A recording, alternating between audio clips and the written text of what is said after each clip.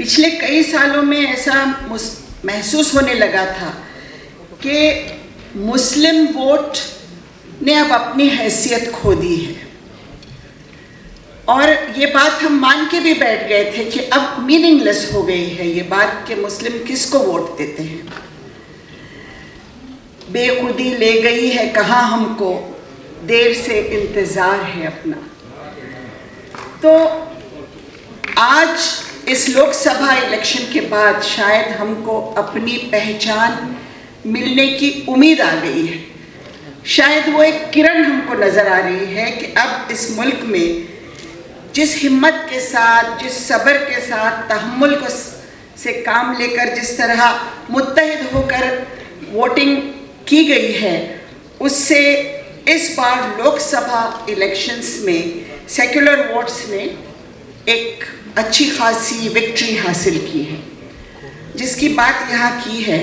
लेकिन ख़ास तौर पर दलित और मुस्लिम समाज के vote have emerged as a game changer. So game changer अगर आज पूरी तरह ना भी हम कहें तो पोटेंशियल गेम चेंजर ये हम कह सकते हैं कि आने वाले दिनों में, और हमारा टॉपिक भी वही है कि हम सिर्फ आज की सूरत हाल पे बात नहीं कर रहे हैं, बल्कि द वे फॉरवर्ड, आगे हमको क्या लाहे अमल तय करना है।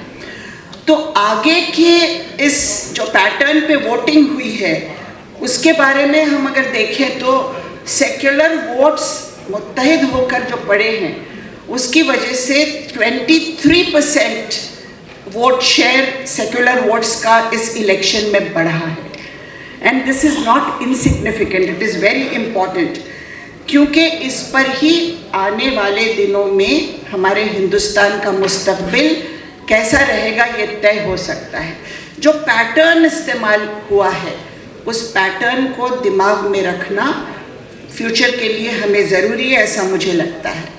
यहाँ बहुत सारे लोगों ने बात की पोलराइजेशन की, और मुझे लगता है सबसे बड़ा मसला आज हिंदुस्तान में जो हमारे सामने खड़ा है, सेक्युलरिज्म के सामने खड़ा है, वो है पोलराइजेशन। क्योंकि पोलराइजेशन की वजह से जब हम ये सोचते हैं कि आवाज़ बुलंद होनी चाहिए किसी भी बात के लिए, तो डर ये होता है कि कहीं इस आवाज़ की वजह से इस तरह का पोलराइजेशन ना हो कि फिर हमको ही इसका नुकसान हो।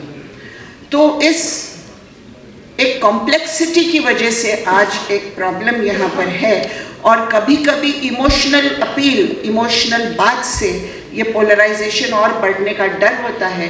इसीलिए जो पोजीशन में आज है, जैसे कहा गया कि ऑपरेशन बढ़ गया है, ये रीज़न भी इसका ये है ऑपरेशन बढ़ने का कि polarisation for the benefit of people who want to be in government ये हो रहा है। अब आने वाले दिनों में हमको किस बात पर ध्यान रखना है, मुझे लगता है सिर्फ ऊपर से बात करने से बात नहीं बनेगी, हमको बात बॉटम लेवल से भी करनी होगी। क्योंकि अगर हम अपना सोशल स्ट्रक्चर देखते हैं तो मुस्लिम्स के पास इतनी पॉपुलेशन तो है नहीं कि अपने बलबूते पर हम अपनी सीटें चुना के ला लें। और ये भी देखा गया है कि 1992 के बाद आज तक आहिस्ता आहिस्ता non Muslims are reluctant to vote for Muslim candidates. तो मुस्लिम कैंडिडेट्स पार्टीज को भी देने में हेजिटेशन हो रहा है, क्योंकि उनको वोट नहीं मिलेंगे नॉन मुस्लिम लोगों के। जहाँ पर सिग्निफिकेंट नंबर है वहीं मिल सकते हैं, लेकिन अगर सिग्निफिकेंट नंबर ना हो तो नॉन मुस्लिम समाज का वोट मुस्लिम्स को मिलना मुश्किल है। इसलिए मुस्लिम वोटर तो बन गया है, लेकिन कैंडिडेट बनना, इलेक्टिव मेरिट के साथ कैंडिडेट बनना आज आहिस्ता आहिस्ता मुश्किल हो रहा है, जहाँ सिग्निफिकेंट नंबर ऑफ वोटर्स नहीं है। तो इस बारे में हमको सोचना पड़ेगा कि जैसे पॉलिटिकल अलायंसेस हमारे हो रहे हैं, उस तरह अब हमारा समय आ गया है कि सोशल अलायंसेस भी हमारे हों। जैसे दीनदयाल जी ने यहाँ कहा कि गुरुद्वारे में नमाज पढ़ने की इजाज़त दी गई, उसी तरह मुस्लिम समाज ने कोविड के दौरान बहुत खिदमत की। जब लोगों के जो मरने वाले लोग थे उनको उनके फैमिलीज एक्सेप्ट करने के लिए तैयार नहीं रहे, तो मुस्लिम समाज के लोग जाकर उनको उनके फ्यूनरल राइट्स करने के लिए जिस तरह से आगे बढ़े, अपने मस्जिदों को खोल दिए, स्कूलों को खोल दिए कि इनको इस्तेमाल कीजिए पेशेंट्स के लिए। लेकिन शायद उतना बड़ा दिल करने के बाद भी जिस तरीके से एक माहौल बनना चाहिए था नहीं बना, बट ये स्मॉल एक्शन से ही हमारा काम होगा। महाराष्ट्र में मराठा समाज का जब भी आंदोलन हुआ तो मुस्लिम समाज के लोगों ने सामने आकर उनके लिए पानी के इंतज़ाम किए, उनकी मदद की।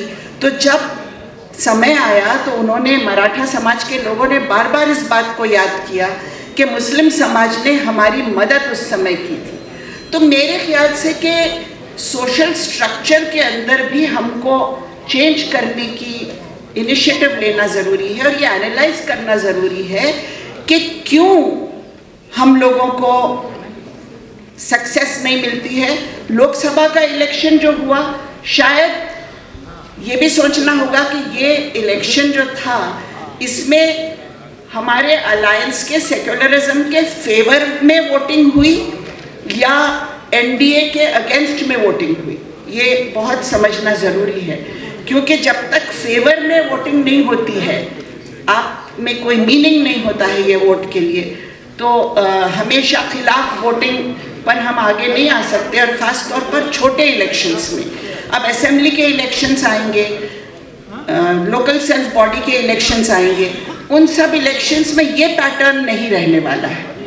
और उस वक्त हमको ये बात याद रखनी होगी कि कौन से इश्यूज़ है, कौन से फैक्टर्स है जिस पर हमको मेहनत करनी होगी आने वाले दिनों में।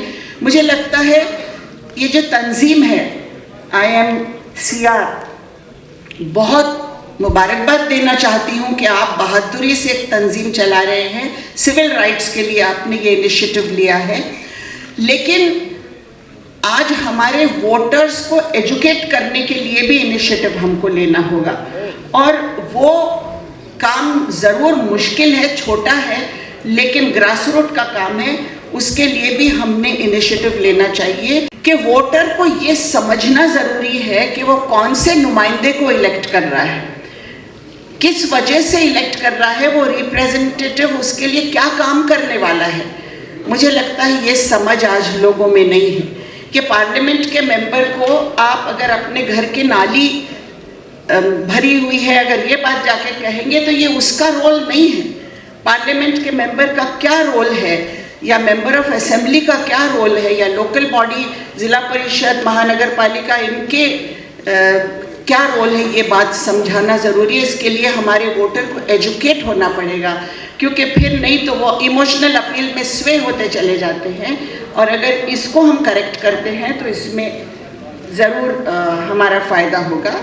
एक मिनट में दूसरी बात ये कि कमर्शलाइजेशन ऑफ इलेक्शन प्रोसेस, हम ये देखते हैं कि कुछ लोगों को पैसे देकर वोट काटने के लिए खड़ा किया जाता है, कुछ लोगों को वोट उनका एम्बिशन बढ़ाकर खड़ा किया जाता है। इस कमर्शलाइजेशन को टैकल करना होगा हमको।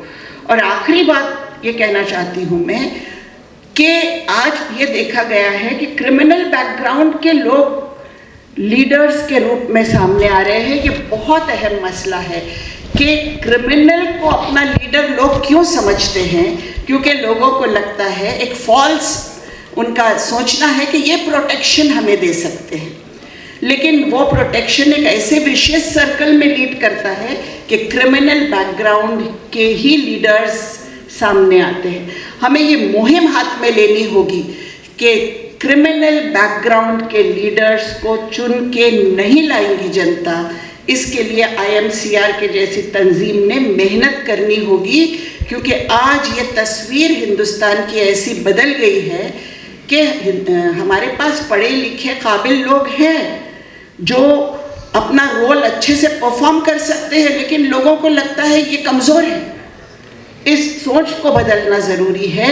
इतना ही कहती हूँ, एक बार फिर मुबारकबाद देती हूँ।